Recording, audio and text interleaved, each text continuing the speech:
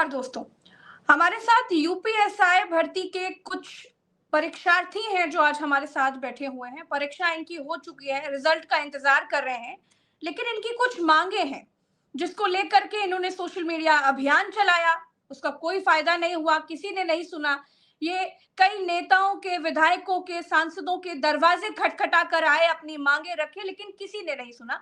तो आज इस उम्मीद से कि इनकी बात सरकार तक पहुंच जाएगी और उसके बाद हो सकता है कि इनकी मांगों को सुना जाए, इसलिए आज हमारे बीच में मौजूद है। हमारे साथ राघव ठाकुर जी हैं, हमारे साथ आकाश यादव है, कविता मौर्य है, अमिता शुक्ला और दीपक चौधरी हैं। शुरुआत राघव ठाकुर जी आपसे कर रही हूँ। क्या समस्या आ रही है? आपका एग्जाम तो हो चुका है, अब दिक्कत कहाँ पर आ रही है? रिजल्ट का इंतजार कीजिए। जी मैम नमस्कार। मैम इसमें हमें दिक्कत यहाँ आ रही है कि जो हमारी प्रक्रियाधीन यूपीएसआई भर्ती है वो 4,543 पदों के लिए सरकार ने निकाली थी। तो मैम हमारी इसमें इसका एग्जाम 14 और 15 मार्च को हो चुका है। अब इसमें हमारी उत्तर प्रदेश सरकार से और माननीय सीएम योगी आदित्यनाथ महाराज जी से 3 डिमांड्स हैं। नंबर 1, इस भर्ती में 2000 पदों की वृद्धि होनी चाहिए। मैम इसका कारण ये है कि ये भर्ती पंचवर्षीय योजना की तरह आती है। पिछली भर्ती 2020-21 में आई थी, वो 9,500 पदों के लिए थी। इस बार भर्ती 2025 में आई है, लगभग 5 साल बाद, और पदों की संख्या बिल्कुल आधी से भी कम है। तो मैम जबकि विभाग के अंदर बहुत सारी रिक्तियां हैं और पिछली भर्तियों का बैकलॉग चला आ रहा है, तो इस वजह से इसमें 2,500-3,000 पद आसानी से बढ़ सकते हैं। नंबर 2, हमारी इसमें डिमांड ये है कि रिजल्ट के साथ स्कोर कार्ड और रैंक लिस्ट जारी होनी चाहिए, जिससे भर्ती के अंदर निष्पक्षता और पारदर्शिता है। कहीं ना कहीं मैम हम पिछली भर्तियों में देखते आ रहे हैं कि ये भर्ती बोर्ड बैकडोर से एंट्री करा देता है, जब हमें यही नहीं पता चलता है कि हमारा जी आप ही लोगों का जब एग्जाम चल रहा था तो हमने कई खबरें देखी कि एसटीएफ की धरपकड़ हुई थी, बहुत सारी चीटिंग्स हो रही थी, कई जगह पर पेपर लीक की खबरें भी निकल करके आई, बहुत सारे अफरा तफरी मची हुई थी जब आप लोगों की परीक्षा। हालांकि उत्तर प्रदेश में तो अब लोगों को आदत हो गई है, लेकिन अब सवाल ये है कि अब ये कहा जा रहा है कि 2026 के अंत तक रिजल्ट आप लोगों का आ जाएगा। अब आप लोगों की मांग के क्या मायने हैं और आप किसके किसके पास गए हैं? पहले तो ये बताइएगा कि कितनी कोशिशें करी, क्योंकि आपकी मांग तर्क संगत है, समझ में आ रही है, लेकिन अब क्योंकि समय बहुत कम बचा है, रिजल्ट आने वाला है, कहां कहां गए, कितने हाथ पैर मारे, कितनी कोशिशें करी, और इन मांगों से और क्या चीजें स्पष्ट होंगी, बिल्कुल क्लियरली बताइए। जी मैम, हम इसके लिए ऐसा कोई भी जनप्रतिनिधि का दरवाजा नहीं है जो हमने नहीं खटखटाया हो। हमने सरकार में माननीय डिप्टी सीएम केशव प्रसाद मौर्य जी को भी ज्ञापन दिया है, जब वो इलाहाबाद दौरे पे गए थे आज से 10-12 दिन पहले। और हमने ऐसा कोई भी पार्टी का दफ्तर नहीं छोड़ा है जिसको हमने ज्ञापन नहीं दिया हो। हमने लगभग 200 से 250 जनप्रतिनिधियों को ज्ञापन दे दिया है, जिसमें कुछ सरकार के, कुछ विपक्ष के विधायक, सांसद और मंत्री महोदय हैं। मैं खुद लखनऊ में 10 अप्रैल को ज्ञापन देने के लिए गया था, जनता दरबार में माननीय सीएम साहब से मिलने के लिए गया था। लेकिन अगले दिन 11 अप्रैल को, मैं 10 अप्रैल को कई सारे मंत्री महोदयों को मैंने ज्ञापन दिया था। ये खबर लखनऊ पुलिस को चल गई और प्रशासन और शासन की तरफ से मेरा नंबर ट्रेस पर डाला गया, और अगले दिन 11 अप्रैल को चारबाग रेलवे स्टेशन से मुझे असंवैधानिक रूप से डिटेन कर लिया गया और 2 दिन के लिए मुझे शांति भंग में जेल भी भेजा गया है मैम। अच्छा। जबकि मैंने ऐसा कोई काम नहीं किया था, ना मेरा कोई अपराध था। अपने जनप्रतिनिधियों को ज्ञापन देना कोई अपराध थोड़ी होता है मैम। और हमने 2000 से ज्यादा स्पीड पोस्ट ज्ञापन भेज कर दिए हैं सीएम आवास और सीएम ऑफिस के लिए, और कई बार हम ट्विटर कैंपेन कर चुके, जो हमारा ऑल इंडिया में नंबर 1 ट्रेंडिंग किया है कई बार। और मैम इसमें हमारी, जो मैं बता रहा था, एक तो 2000 पद वृद्धि वाली मांग है, दूसरी हमारी मांग स्कोर कार्ड और रैंक लिस्ट की है, क्योंकि ये पारदर्शिता और निष्पक्षता के लिए जरूरी है। भर्ती बोर्ड कहीं ना कहीं बैकडोर से एंट्री कर देता है, ऐसा हम पहले भी देखते आए हैं। जब हमें यही नहीं पता चलेगा कि हमारा नंबर कितने हैं, नॉर्मलाइजेशन के बाद हमारे नंबर घटे हैं या बढ़े हैं, मेरे भले ही एक अच्छा स्कोर रहा हो, लेकिन भर्ती बोर्ड उसको नॉर्मलाइजेशन में डाउन करके बाहर कर सकता है और कम नंबर वाले के नॉर्मलाइजेशन में बढ़ा करके उसको बैकडोर से एंट्री करा सकता है। मैम इसमें हमारी मांग वेटिंग लिस्ट की है। जब भर्ती 4,543 पदों के लिए निकली है, हमने परीक्षार्थियों ने 4,543 पदों के लिए फॉर्म भरा है, तो भर्ती पूरे 4,543 पदों पर ही होनी चाहिए। इसमें क्या है कि मेडिकल से पहले ये फाइनल मेरिट देते हैं और ये उतने ही शॉर्ट लिस्ट करते हैं जितनी वैकेंसी है। अब मेडिकल में कुछ अभ्यर्थी बाहर हो जाते हैं, कुछ मेडिकल छोड़ देते हैं, कुछ अपर चॉइस की वजह से इसको ज्वाइन नहीं करते हैं, तो कहीं ना कहीं 400 से 500 वैकेंसी, लगभग 10% वैकेंसी खाली चली जाती है। तो इससे नुकसान हमारा ही होता है। अगर मैम इस पर वेटिंग लिस्ट आ जाएगी, थोड़ा आधा एक नंबर कम हो जाएगी कट ऑफ, तो इसी भर्ती से जो वंचित रह जाते हैं बहुत कम मार्जिन से, उनका भी सपना पूरा हो जाएगा। तो जब 4543 पदों के लिए फॉर्म भरवाते हैं, तो फिर ये वैकेंसी खाली क्यों जाए? ये वेटिंग लिस्ट से भरी जानी चाहिए। जब अन्य स्टेट में, सेंटर में जब इसका वेटिंग लिस्ट का प्रावधान है, तो यूपी पुलिस का भर्ती बोर्ड जो है वो कोई पाकिस्तान का बोर्ड तो है नहीं, वो भी हिंदुस्तान का है। जब अन्य बोर्ड ये फॉलो करते हैं तो ये क्यों नहीं करता है? तो इतना कंफ्यूजन क्यों है? अच्छा दीपक चौधरी, आप भी हमारे साथ जुड़े हुए हैं, आप भी परीक्षार्थी हैं, परीक्षा आपकी हो चुकी है, परीक्षा आपने दे दी? Good evening ma'am, first of all I would like to thanks you. Yes ma'am. एक बात बताइए, इतना कंफ्यूजन क्यों है भाई? क्योंकि इससे पहले तो परीक्षाएं होती थी, हो जाती थी, रिजल्ट आता था, नौकरी वोकरी होती थी, धरना प्रदर्शन तब भी हुआ करते थे। लेकिन ये उत्तर प्रदेश में तो राम राज चल रहा है मेरे भैया, यहाँ इतना कंफ्यूजन किस बात का है? कभी परीक्षा हो जाती है तो पेपर लीक हो जा रहा है, कभी लोग रिजल्ट के लिए धरना प्रदर्शन कर रहे हैं, आप लोग कह रहे हैं नौकरियों की संख्या और बढ़ाई जाए, रिक्तियां और बढ़ाई जाए। इतना कंफ्यूजन किस बात का है? मैम 2021 में 9534 वैकेंसी आई थी। हाँ, जिसकी बिल्कुल ठीक बात है। बैकलॉग वैकेंसी चली गई, लगभग 800 850 के समथिंग बैकलॉग वैकेंसी चली गई 2021 में। 2017 में 3307 वैकेंसी आई, उसमें भी बैकलॉग वैकेंसी चली गई 822 के समथिंग। 2011 में भी आई, उसमें भी 833 बैकलॉग चली गई। ये बैकलॉग वैकेंसी काफी हद में चली गई, देखा जाए तो 10% के अकॉर्डिंग चली जाती है। हम चाहते हैं कि ये बैकलॉग वैकेंसी हमारे द्वारा फिल की जाए, स्टूडेंट्स के द्वारा फिल की जाए। और 2025 में जो आई थी ये भर्ती, इसमें 4543 पद आए, जबकि 5 साल का टाइम लिया गया इसमें। और 2017 से 2021 में 4 साल का टाइम लिया गया, उसमें 9535 पद आए। तो हम ये पूछना चाहते हैं सरकार से, क्या रेशियो है, किस रेशियो के अकॉर्डिंग आप ये वैकेंसी दे रहे हो?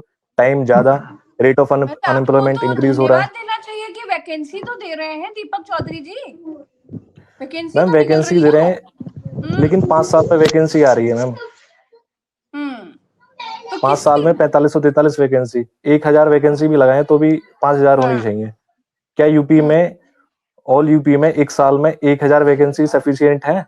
जबकि यूपी सबसे आबादी वाला राज्य। बिल्कुल सही बात है। क्या इस तरीके से लॉ एंड ऑर्डर मेंटेन हो पाएगा? क्या क्राइम रेट को हम डाउन कर पाएंगे? कमी किसकी है? किसकी कमी की वजह से ये सब हो रहा है? मैम ये तो शासन को ही पता होगा किस वजह से वैकेंसी को कम दिया जा रहा है, किस तरीके से ये स्टूडेंट्स को भर्ती करना चाहते हैं। बाद बाकी ये देखा जाए कि 4543 वैकेंसी। नाकामी किसकी है? शासन की नाकामी है? State government. अच्छा, स्टेट गवर्नमेंट को ये देखना चाहिए कि ये क्या रेशियो है, किस रेशियो में वैकेंसी निकाल रहे हैं कि 4 साल में। क्या बोल रहे हैं दीपक चौधरी जी? मैम स्टेट गवर्नमेंट योगी सरकार जी की है, हम उन्हीं से कहेंगे। हाँ बिल्कुल, प्रजा अपने राजा से ही शिकायत करेगी। होता है, गार्जियन होता है, बोल सकते हैं, बिल्कुल बोल सकते हैं। बिल्कुल प्रजा खुलकर बोलिए, खुलकर बोलेंगे तभी कानों में तेल डालकर सुनेंगे। प्रजा अपने राजा से शिकायत करेगी, ये लोकतांत्रिक है, हमें अपनी आवाज को बुलंद। यहाँ पर राजा गार्जियन तक तो चलो चल सकता है, राजा नहीं होता यहाँ पर। आप राजा थोड़ी चुन रहे हैं, आप तो नेता चुन रहे हैं ना, मुख्यमंत्री चुन रहे हैं। वो इतना डर किस बात का? बोलिए। राजा के ही समान है मैम, वो हमारे लिए तो राजा के ही समान है। अगर अच्छा, तो मैम हमारी मांग यही है कि उसमें 2000 पद जो बैकलॉग है, अगर उसे भी देखा जाए, अगर बैकलॉग को जोड़ दिया जाए तो 2000 से प्लस बैठेगा।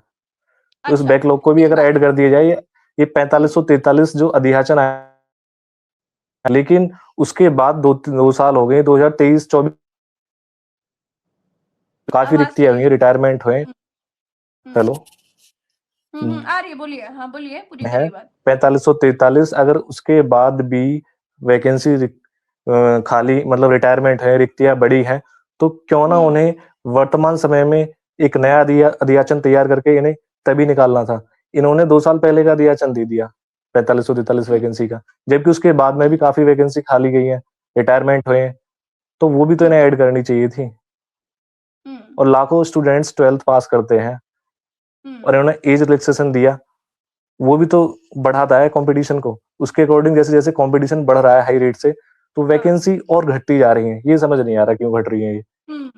सही बात है। चलिए आकाश यादव भी हमारे साथ हैं। आकाश जी, क्या कहेंगे भाई? आप लोगों की समस्या तो बहुत बड़ी है, हालांकि अगर सुलझाना चाहते तो बड़े आराम से सुलझाया जा सकता था, आपको बिठाकर बातचीत भी हो सकती थी। कोई ऐसी बहुत भयानक मांग नहीं है आपकी, और रिजल्ट अभी नहीं आया, उसको आने में समय है। आप लोगों का कोई सुध क्यों नहीं ले रहा है, ये थोड़ा समझाने की कोशिश करिए। आपने तो अपने जो आपने पोस्टर वगैरह बनाए उसमें आपने लिखा है कि अगली साल फिर हम आपकी सरकार लेकर के आएंगे। योगी आदित्यनाथ से आप लोगों ने ये मांग ये रखी है उनके सामने और कहा है कि अगली बार हम ही आपको जिताएंगे, हम भी आपका साथ देने के लिए 2027 में वोट करेंगे, तो भी आपकी नहीं सुनी जा रही है। क्या बात आ रही है? मैम, इसके मामले में तो हम नहीं कह सकते कि क्यों नहीं सुनी जा रही है, लेकिन हम लोगों की मांगे बिल्कुल जायज हैं। क्योंकि अगर देखा जाए तो 2011 की जनगणना अगर आप देखेंगी तो लगभग 20% के हिसाब से हमारे वहाँ की जनसंख्या बढ़ रही है यूपी की। और रिटायरमेंट पुलिस प्रशासन 2011 पे आप क्यों जा रहे हैं? मैं इसलिए ले रहा था 2011 की जनगणना वृद्धि दर में देख रहा था कि रिटायरमेंट साल दर साल हो रही है, जनसंख्या 20% हर दशक में बढ़ रही है। तो भर्ती 2021 में 9,000 प्लस आई, फिर 2025 में जब आई तो 4,500 कैसे हो सकती है? तो ये सवाल जब आपने 9,000 के ही आसपास होनी चाहिए थी। पूछा आकाश यादव जी, तो क्या बोला गया आपसे? वो बोलते हैं कि हम आपकी मांग को कुछ नहीं कह रही हूँ, लेकिन आपने जब ये जायज मांग पूछी कि भाई उस 2021 में 9,500 के करीब थी, आज अब 4,543 भर्तियां निकाल रहे हैं, तो किस एवज से निकाल रहे हैं? वो बोलते हैं कि क्या वो बोलते हैं कि हम आपकी मांगों को सीएम सर तक पहुंचा देंगे, और इसके बाद कोई रिस्पांस नहीं होता। पिछले काफी दिनों से हम लोग कुछ उम्मीद पहुंची कि नहीं पहुंची उसकी उम्मीद हम लोगों की थी कि लेकिन पहुंचेगी, लेकिन कुछ बेहतर रिस्पांस नहीं मिला। हम लोगों ने ट्विटर कैंपेन भी कर लिया, हम लोगों ने ज्ञापन भी दे लिए, कुछ रिस्पांस नहीं मिल रहा है। और अब क्या चाहते हैं? कुछ रिस्पांस नहीं मिला। अब हम लोग ये चाहते हैं कि 2,000 पद किसी भी हालत में बढ़ने चाहिए। नहीं बढ़ेगी तो क्या? सरकार का मन है, बढ़ाना होता तो बढ़ा देते। अब तक कैसे बढ़वा देंगे आप लोग? ये तो है कि कैसे बढ़वा देंगे, मतलब हम सरकार नहीं है कि कैसे बढ़वा देंगे, लेकिन हम यूपीएसआई के अगर हम लोग पेपर दिए हैं तो हम लोग एक मैच्योर युवा हैं। सरकार फिर उस चीज का खामियाजा भुगतने के लिए तैयार रहेगी। क्या खामियाजा भुगत लेगी? आने वाले चुनाव में अगर सरकार हमारी नहीं सुनेगी तो हम युवा सरकार की भी नहीं सुनेंगे। क्या कर लेंगे बताइए तो? सरकार भी आएगी कुछ ही दिनों के बाद वोट मांगने हम लोगों से, फिर उसका हम लोग रिजल्ट दे देंगे। घुमा फिरा के हो सकता है हो सकता है हम लोगों की कुछ कहना चाह रहे थे राघव ठाकुर? हो सकता है हम लोगों की संख्या थोड़ी सी कम हो, लेकिन संख्या कम है लेकिन मैच्योरिटी है। हम लोग इकट्ठा होकर बेहतरीन प्रदर्शन कर लेंगे। अच्छा, राघव ठाकुर जी क्या कह रहे हैं? वो कह रहे हैं कि प्रदर्शन कर लेंगे, सरकार नहीं आने देंगे अगर आपने हमारी सुनी नहीं। हालांकि कुछ समय पहले तक ऐसे ही होता था, जो मुख्यमंत्री हुआ करते थे या सरकारें हुआ करती थी वो डरती थी अपने प्रदेश की जनता से, युवाओं से सबसे ज्यादा डरती थी कि अगर युवा सटक गया तो मतलब तो हम तो आएंगे ही नहीं, हमारी तो कुर्सी छीन लेंगे ये लोग। अब डर खत्म हो गया। आप लोग राजा बना लिए, भाई साहब कह भी रहे हैं दीपक चौधरी जी राजा हमारे लिए, तो राजा के आगे तो झुका ही जाता है, राजा के आगे तो गुलाम ही हो जाता है। ये तो अपनी मैम समझ का वो है कि मुख्यमंत्री राजा। कैसे आप लोग अपनी मांग बनवाएंगे ये बताइएगा?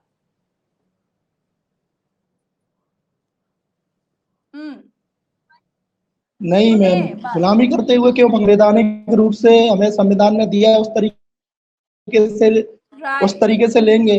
अब मुख्यमंत्री होता है, कोई राजा नहीं होता है। Yes, good. उसको अब लग रहा है कि हमने उसको चुना है, उसको इलेक्ट करके भेजा है, तो उसका फर्ज बनता है कि छात्रों के लिए, जनता के लिए काम करे।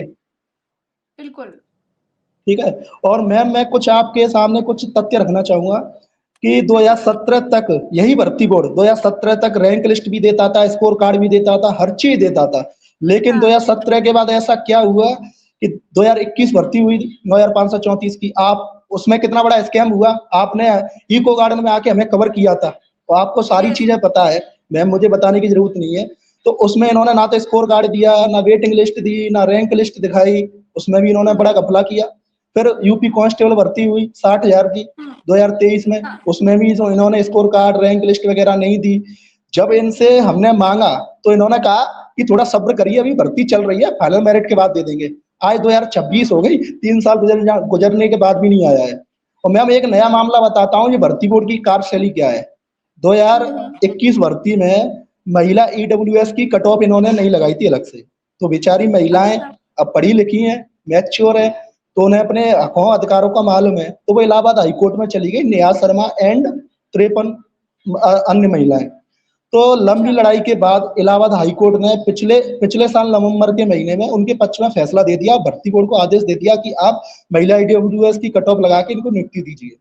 अब यहाँ से भर्ती बोर्ड ने मैम गेम खेला, उन्होंने क्या किया कि जो महिला थी 53-54, उनको पर्सनली उन्होंने व्यक्तिगत तौर पर लेटर बना के भेज दिया, और उसमें इन्होंने जानकारी दी कि हमने एक कमेटी बनाई है और आपकी महिला ईडब्ल्यूएस की कट ऑफ 283 निकाली गई है। तो उन्होंने उसमें जिन जिन महिलाओं के 283 से कम थे, उनको व्यक्तिगत तौर पर ये बोल दिया कि आपके 283 कट ऑफ से कम है, तो इसलिए हम आपके चयन पर विचार नहीं करेंगे, आपका जो नियुक्ति है उस पर निरस्त किया जाता है। फिर उन्होंने अगले 2 दिन बाद 25 मार्च को एक सबके लिए एक कमांड लेटर जारी कर दिया और ये कह दिया कि 730 की बैकलॉग थी, जिसे हमने आगे 2023 के अध्याचन में जोड़ दिया है। अब हमारे पास बैकलॉग खाली नहीं है, रिक्तियां खाली नहीं है, तो हम आपको किसी को भी नहीं दे सकते। बताओ माननीय न्याय, इन्होंने बोला है कि बैकलॉग थी, उसको हमने 2023 के अध्याचन में जोड़ दिया, जबकि ऐसा हुआ नहीं है, ये झूठ बोल दिया इन्होंने, क्योंकि देना नहीं पड़े महिला ईडब्ल्यूएस को। और जबकि एक लड़की है, मेरठ की है, मानसी नाम है उसका, और एक साधना, वो अब आज उनकी सुनवाई थी, वो इलाहाबाद हाईकोर्ट में वापस चली गई। हिमांशी के 287 नंबर है महिला ईडब्ल्यूएस में, जबकि इन्होंने व्यक्तिगत तौर पर लेटर जारी करके ये कहा था कि हमने कमेटी बना के 283 कट ऑफ निकाली है। तो भाई 287 तो 4 नंबर ज्यादा हो गए, उसको फिर क्यों नहीं दिया इन्होंने? बिल्कुल सही बात तो इस तरीके के ये गेम खेलता है भर्ती बोर्ड। तो इसकी कार्यशैली से हम अच्छी तरह वाकिफ है, तो हमें इस जी मैम, तो लगातार ये इस तरीके की कार्यशैली के साथ और इस तरीके की हरकतें करता आ रहा है, धांधली करता आ रहा है, तो अब हम इससे ज्यादा बर्दाश्त नहीं कर सकते हैं। इसलिए हमने रिजल्ट आने से पहले से ही, एग्जाम होते ही हम एक्टिव हो गए और ये सारी डिमांड हम सरकार के आगे, प्रशासन के आगे, शासन के आगे, भर्ती बोर्ड के आगे सबके सामने रख रहे हैं कि जो भी अनियमितता है, जो भी भ्रष्टाचार। भर्ती बोर्ड क्या बोल रहा है ये बताइए? नहीं, मैं भर्ती बोर्ड से हमने कोई डिमांड नहीं करी है हमारी। नहीं, हम नहीं गए थे। जनवरी महीने में हमने एक ITI डाल करके कुछ लोगों ने उनसे जवाब मांगा था, तो उन्होंने ये कहा था कि जो वैकेंसी इंक्रीज का मामला है वो भर्ती बोर्ड के क्षेत्र में नहीं आता है, वो आप शासन और सरकार से डिमांड करिए, उन्हीं के क्षेत्र का मामला है, ये कहकर के उन्होंने टाल दिया, पल्ला ही झाड़ लिया मैम। तो जो 2017 से पहले सारी चीजें होती थी, 2017 नेता दर नेता, विधायक दर विधायक, सांसद दर सांसद घूम रहे हैं, दरवाजा खटखटा रहे हैं, लेकिन कोई सुन नहीं रहा आपकी, है ना? बिल्कुल मैम, अब जो बहुत बड़ी संख्या होगी मैम, कोई राजनीतिक मुद्दा हो, धार्मिक मुद्दा हो, सामाजिक मुद्दा हो, 200 से 250 जनप्रतिनिधियों तक पहुंच और इस मामले में इन्वॉल्व करना इतिहास में पहली बार हुआ है मैम। आज तक मैंने ऐसा कहीं नहीं देखा है, ना कहीं सुना है कि 200 से 250 जनप्रतिनिधियों तक रीच हो पाई हो, उन तक पहुंच हो पाई हो, ज्ञापन कार्यक्रम हुआ हो, उनके दरवाजे जा जाके खटखटाए गए हो। कोई भी मामला हो, चाहे धार्मिक, चाहे राजनीतिक, सामाजिक, चाहे छात्रत्वों से जुड़ा हो, कभी नहीं ऐसा हुआ आज तक के इतिहास में। फिर भी ये जनप्रतिनिधि नहीं सुन रहे हैं। अब नहीं सुनेंगे तो अब चुनाव को ज्यादा टाइम नहीं है, 7-8 महीने का टाइम रह गया है, तो हम इनको सुना देंगे। अच्छा, चलिए महिलाओं के पास भी चलते हैं। 16 बहुत बड़ी संख्या है मैम। कविता मौर्य जी हैं, अमिता शुक्ला जी हैं। कविता जी क्या कहेंगी भाई? आप लोगों ने इतनी कोशिशें की, आज आप हमारे बीच बैठी हुई हैं, कई लोग, करोड़ों लोग आपको सुन रहे हैं, क्या कहना चाहती हैं बताइए? जी मैम, कहना चाहती हैं, बताइए। जी मैम, मैं ये कहना चाहती हूँ कि सरकार जैसे मान लीजिए 5-5 साल पे वैकेंसी निकाल रही है, हर साल लाखों अभ्यर्थी आ रहे हैं, तो इतनी कम वैकेंसी में इतने ज्यादा लोगों को, ऐसा तो है नहीं कि 4000 अभ्यर्थी ही बस एलिजिबल होंगे, इससे ज्यादा भी तो एलिजिबल हो सकता है ना। इतने बड़े प्रदेश में सिर्फ 4000 वैकेंसी निकालना कहाँ जायज है। 2021 में 9000 प्लस वैकेंसी आई थी, इस बार 4500 वैकेंसी आई है, और हर साल अगली बार ऐसे कर देंगे 2000, और आप कितनी भी लड़ाइयाँ लड़ो कोई सुनने वाला नहीं है। और कितने ज्ञापन देने के बाद, विधायकों से, सांसदों के बाद भी कोई हमारी बात नहीं सुन रहा है। इसका मतलब यही है ना कि सरकार को अभ्यर्थियों से कुछ लेना देना नहीं है, सिर्फ उनको वोट चाहिए, और वोट के लिए वो आएंगे, आपसे वोट लेके जाएंगे। चलिए, बहुत अच्छी बात है कि कविता मौर्य जी को समझ तो आया, अच्छी बात है कि कविता मौर्य समझ तो आया कि सरकारें क्या करती हैं। अमिता शुक्ला जी, आप क्या कहेंगी? ये तो जी मैम। सार्वभौमिक सत्य है, इतनी बड़ा सत्य इस दुनिया में कोई नहीं हो सकता कि सरकार चाहे कोई भी हो, वो वोट लेने तक ही आपके पास आती है, आपकी बात सुनती है, और जब वोट ले लेती है तो वही होता है जैसे आप लोग बैठे हुए हैं, कोई नहीं सुनता। लेकिन आपकी मांग जायज है, आपने बिल्कुल ठीक बात कही है। आप जितने भी लोग हैं इस पूरे इसमें, सबकी मांग बहुत जायज है कि रिक्तियां बढ़नी चाहिए। और जब पहले 9500 के करीब लोग थे, रिक्तियां थी, तो आज इतनी कम क्यों? और दूसरा जो आपने बोला कि मार्क्स सामने रखने चाहिए, निष्पक्षता होनी चाहिए, बिल्कुल सही मांगे हैं। इन मांगों को बहुत समय पहले ही सुन के खत्म कर देना चाहिए था, लेकिन खत्म नहीं किया जा रहा है। कारण क्या लग रहा है? नॉर्मलाइजेशन जैसे अंधा कुआं नहीं होता, अंधा कुआं है, उसमें आप जैसे कितनों के सपने गिर के टूट जाते, कुछ नहीं पता चलता। आप सबसे ज्यादा नंबर लाते हैं, आपका सिलेक्शन नहीं होता, और कोई जो रेस में सबसे पीछे होता है उसका सिलेक्शन हो जाता है। तो नॉर्मलाइजेशन जैसा, और उसमें कोई तथ्य नहीं देते हैं कि कैसे हमने किया, कैसे नहीं किया। वो एकदम अंधा कुआं है कि जिसमें जाके कोई भी गिर सकता है। और रही बात, आप ऐसे मतलब गर्ल देखो, सोसाइटी में बहुत प्रेशर होता है, एज का बहुत प्रेशर होता है।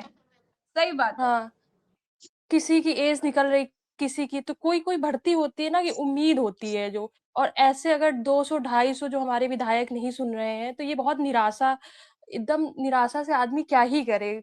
जिनको हमने चुना वही हमारी बातें नहीं सुन रहे हैं, तो आदमी क्या करे। सोशल मीडिया हमारी बातें नहीं सुन रही है, तो एकदम इसमें निराशा के अलावा कुछ हाथ नहीं लगता है। इतने दिन मेहनत करने के बाद, लाइब्रेरी जाने के बाद, सालों पढ़ने के बाद, इसका जो दुख है वो एक एस्पिरेंट के अलावा शायद ही कोई समझ सकता है। मैम, सही बात है। अच्छा, आकाश यादव जी, आप कुछ कहना चाहते हैं? जी मैम, अभी 60,244 कांस्टेबल की भर्ती बीती है। उसमें पहले कहा गया कि जब भर्ती फाइनल लिस्ट आएगी तब नंबर बता दिया जाएगा। फिर फाइनल लिस्ट आने के बाद भी नंबर नहीं बताया गया। उसमें मैं फाइनल लिस्ट से बाहर हो गया था, तो मैंने आरटीआई लगाई कि नंबर शायद बता देंगे आरटीआई की रिप्लाई में। आरटीआई की रिप्लाई में बोलते हैं कि आप यूपीपीआईबी की वेबसाइट पे अवलोकन करते रहे, नंबर अभी प्रकट नहीं किए गए हैं। तो भर्ती बीत चुकी है, नंबर नहीं प्रकट किए गए हैं, तो नंबर क्या हमारे बच्चों को बताएंगे? कितने साल बाद नंबर बताएंगे आखिर? पारदर्शिता तो तब होती, पारदर्शिता तब पता चलती कि जैसे ही रिजल्ट आता, पहली लिस्ट, जैसे डीडी की लिस्ट आती है, डीडी की लिस्ट के आने से पहले रैंक लिस्ट नंबर के साथ आ जानी चाहिए थी। एकदम सही बात है। नंबर नहीं बताते हैं। बिना नंबर की कोई भर्ती ऐसे कैसे मानी जा सकती है कि बिल्कुल पारदर्शिता से चल रही है? अब बाबा कहते हैं बार बार कि सब कुछ साफ साफ है, सब कुछ राम राज्य है। इसे राम राज्य नहीं कहा जा सकता। बिल्कुल सही बात है। अच्छा, दीपक चौधरी जी, आपको क्या लगता है कि भाई ये तो बिल्कुल सही बात है कि मार्क्स सामने होना चाहिए। आपने जो किया है, जैसा किया, आपके सामने मार्क्स है, आपको पता है आपके कितने नंबर आए हैं, आपकी क्या रैंक है, तो फिर कोई कंफ्यूजन ही नहीं पैदा होगी। लेकिन पहले ऐसा होता था, रैंक आती थी, लेकिन अब रैंक नहीं आती है। आपको क्या लग रहा है इसके पीछे किस तरह की धांधली हो रही है? मैम 2017 तक मार्क्स, रैंक लिस्ट, सारी चीज आती थी, लेकिन ये 2020-21 वाली वैकेंसी के बाद में काफी बड़े लेवल पर धांधलीबाजी हुई। उसमें काफी सेंटर्स के अगेंस्ट रिपोर्ट हुई, लेकिन उन्हें वो भर्ती भी क्लियर कर दी निष्पक्ष तरीके से। नॉर्मलाइजेशन एक ऐसा बहुत बड़ा खेल है कि सपोज करो 14 की 1 मार्च के 2 स्टूडेंट हैं, उन दोनों के मार्क्स 350, लेकिन किसी स्टूडेंट के तो मार्क्स कर देंगे 350 से 320, किसी के कर देंगे 350 से 370। ये फर्स्ट शिफ्ट का ही बच्चा है, सेम शिफ्ट है, सेम पेपर है, सब कुछ सेम है, लेकिन ये नॉर्मलाइजेशन का खेल आज तक किसी टीचर के समझ में नहीं आया। ये हम देखना चाहते हैं कि स्कोर कार्ड में कि सेम शिफ्ट का बच्चा सेम स्कोर कर रहा है, क्या उन्हें नॉर्मलाइजेशन मिल रहा है, क्या रैंक है, क्या वो सेलेक्ट है, क्या अनसेलेक्ट है, ये चीज सारी स्कोर कार्ड के जरिए पता चल सकती है। बिल्कुल सही बात है। स्कोर कार्ड एक पारदर्शिता, ट्रांसपेरेंसी शो करता है हर एक वैकेंसी में, जबकि सेंट्रल गवर्नमेंट में SSC 2400 grade pay, 2800 grade pay, 4200, 4600, 4800 grade pay की कराती है। वो भी वैकेंसी अप एंड इंक्रीज करती है। एग्जाम लेने के बाद में काफी बार वैकेंसी इंक्रीज करी है। एक वैकेंसी है यूपी फेज की है, वो सॉरी एसएससी फेज की है, उसने अभी एक निकाला था नोटिफिकेशन, उसमें 261 वैकेंसी थी, बाद में उसने 1715 वैकेंसी कर दी। ऐसे यूपीपीएससी ने 220 वैकेंसी निकाली थी 2024 में, बाद में अगर उसने 947 वैकेंसी कर दी, तो स्टेट गवर्नमेंट क्यों नहीं कर सकती, जबकि सेंट्रल गवर्नमेंट भी करती है, यूपीपीसीएस स्टेट गवर्नमेंट ने भी किया है, तो फिर ये 2000 पद वृद्धि क्यों नहीं हो सकती। राज्य का हर कोने कोने में यूपीएसआई वाला स्टूडेंट परेशान है। सही बात है, बहुत परेशान है, बहुत फोन्स आ रहे हैं मुझे। स्कोर कार्ड एक ट्रांसपेरेंसी को शो करता है। अगर ये हमारा राइट है, आरटीआई डालेगा हर एक स्टूडेंट, तो फिर बोर्ड परेशान हो जाएगा। कहाँ दिक्कत आ रही है सुनी, क्योंकि सारे विधायकों मतलब कई 200 ज्यादा आप नेताओं के पास, विधायकों के पास पहुंच गए, आप दिक्कत कहाँ पे आ रही है, सुनी क्यों नहीं जा रही है? क्या वो आपकी मांग को जायज नहीं मान रहे हैं? ये बिल्कुल क्लियर है कि आपके अनुसार, मतलब उनके अनुसार आपकी मांग जायज नहीं है। राघव ठाकुर बोलना चाह रहे हैं, बोलिए। जी मैम।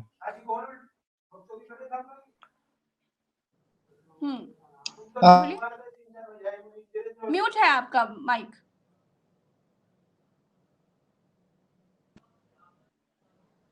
हाँ मैम, आपने सवाल किया कि सरकार क्यों नहीं सुन रही है, दिक्कत कहाँ आ रही है। तो रियलिटी तो यही है कि सरकार अभी बंगाल चुनाव में बिजी है। बाबा जी के लगातार दौरे हो रहे हैं बंगाल चुनाव के लिए, और यूपी में भी अलग अलग जिलों में वो जा रहे हैं। तो उनके लिए चुनाव ज्यादा इम्पोर्टेंट है, छात्र हितों के मुद्दे इम्पोर्टेंट नहीं है। छात्र यूपी के कोने कोने का, प्रत्येक विधानसभा का परेशान है। दीपक जी आपका माइक म्यूट करिए, उनकी आवाज इको बहुत हो रही है। हाँ बोलिए बोलिए। हाँ, तो सरकार अभी बाबाजी बंगाल चुनाव में बिजी है, लगातार उनके दौरे हो रहे हैं, और यूपी में भी उनकी कई जगह दौरे हो रहे हैं, तो उन्हें छात्र हितों के मुद्दों की वो नहीं है। और मैम सबसे बड़ी बात ये दुखद है कि 2 से 2500 अगर जो ज्ञापन हमने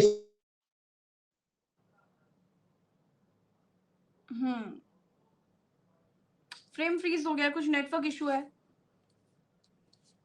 आकाश यादव जी, आप राघव ठाकुर जी की बात तो जो अधिकारी है, जो उनको अटेंड करते हैं, जो उनको मिले होंगे, उनका दायित्व नहीं है कि उन्होंने सीएम साहब को ये बात कंफर्म कराएं, उनको बताएं। क्या वो उनको रद्दी में फेंक दिया जाता है? मुझे तो ऐसा ही लग रहा है कि मैम रद्दी में फेंक दिया जाता है। 2 से 2500 ज्ञापन बहुत बड़ा आंकड़ा होता है मैम। अलग अलग क्षेत्र से, अलग अलग कोने से जो लोग, जो परीक्षार्थी सर्विस में है, सेंट्रल गवर्नमेंट की सर्विस में, वो वहां से भेज रहा है। जम्मू कश्मीर से भेजे हैं बहुतों ने, केरला से भेजे हैं, कर्नाटका से भेजे हैं, यूपी के अलग अलग जिलों से भेजे हैं मैम।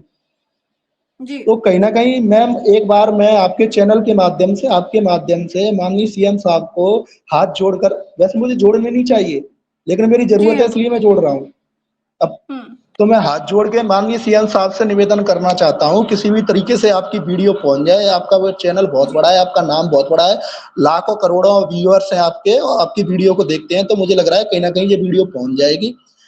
तो मैं माननीय सीएम साहब से हाथ जोड़कर निवेदन करना चाहता हूँ कि जो हमारी 3 डिमांड है, उन पे कृपया करके गंभीरता पूर्वक विचार करें और कोई सकारात्मक निर्णय लें। हमारी 3 मांगे हैं। वर्तमान प्रक्रियाधीन यूपीएसआई भर्ती में कम से कम 2000 पदों की वृद्धि हो।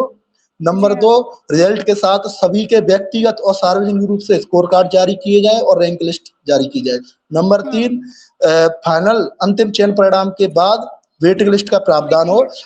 मैम सबसे बड़ी बात यह है कि जो पुलिस की भर्ती देखते हैं, वो कहीं ना कहीं गरीब, मिडिल क्लास, किसान फैमिली के बच्चे देखते हैं। कोई अडानी अंबानी के बच्चे यूपी पुलिस की भर्ती नहीं देखते हैं। तो अगर ये 2000 की पदवृद्धि होती है तो गरीब किसान मिडिल क्लास फैमिली के परिवारों में खुशियां आएंगी, उनके बच्चों के सपने पूरे होंगे, दिवाली मनाई जाएगी। तो और ये 2000 बच्चों को उत्तर प्रदेश पुलिस में काम करने का और जनता की सेवा करने का अच्छा सुनहरा अवसर मिलेगा। और जो वेटिंग लिस्ट से 200-400 सीटें खाली चली जाती है, वहां से भी 200-400 बच्चे और आ जाएंगे, तो कम से कम 2 से 2500 परिवारों का भला होगा। तो बस मैं इन्हीं शब्दों के माध्यम से अपनी बात को विराम देना चाहता हूँ। और मैम आपका भी मैं हाथ जोड़कर अभिवादन करता हूँ कि आपने हमारी छात्रताओं के मुद्दों को रखा, और कहीं ना कहीं मुझे उम्मीद है कि आपके माध्यम से ये बात सरकार तक और माननीय सीएम साहब तक जरूर पहुंचेगी। आपका बहुत बहुत धन्यवाद।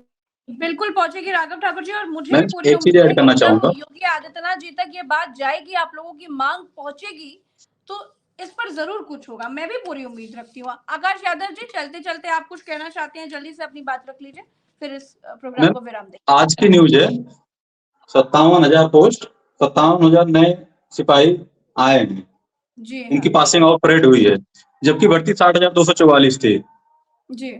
वेटिंग लिस्ट ना होने की वजह से ये 57,000 हुए हैं। अगर वेटिंग लिस्ट होती तो ये 57,000 नहीं रहते, 60,244 होते, जो कि ये बड़ी संख्या है। बिल्कुल बिल्कुल 60,244 होने चाहिए थे, 57,000 नहीं होने चाहिए थे। कि अगर हमारी मांगे नहीं सुनी जा रही है तो आगे अगर हमारी मांगे नहीं सुनी जा रही है तो आगे वो भी परिणाम झेलने के लिए तैयार रहें। मैं भी बड़ी अच्छा कठोरता से ये बात कहना चाहूंगी। अच्छा, चलिए, बहुत बहुत शुक्रिया आप सभी का। अमिता शुक्ला जी, कविता मौर्य जी, राघव ठाकुर जी, दीपक चौधरी जी, आकाश यादव जी, आप सभी का बहुत बहुत शुक्रिया। मुझे पूरी उम्मीद है कि सरकार तक जब ये बात जाएगी तो कुछ ना कुछ तो जरूर होगा, और आपकी जो 3 मांगे हैं, इन मांगों पर जरूर कुछ करेगी सरकार। फिलहाल के लिए इतना ही। दर्शकों का भी बहुत बहुत आभार, जिन लोगों ने इस मुहिम में इन लोगों का साथ दिया है, उनका भी बहुत बहुत आभार। अगर वो भी जुड़ना चाहे, अपनी बात रखना चाहे, तो मैं इस प्लेटफॉर्म से, खुले मंच से कह रही हूँ कि वो हमारे साथ जुड़े, अपनी बात रख सकते हैं। हम आपकी बात सरकार तक पहुंचाएंगे, जरूर पहुंचाएंगे, और आपके साथ खड़े रहेंगे तब तक जब तक आपकी मांगे पूरी नहीं हो जाती है। फिलहाल के लिए इतना ही। नमस्कार।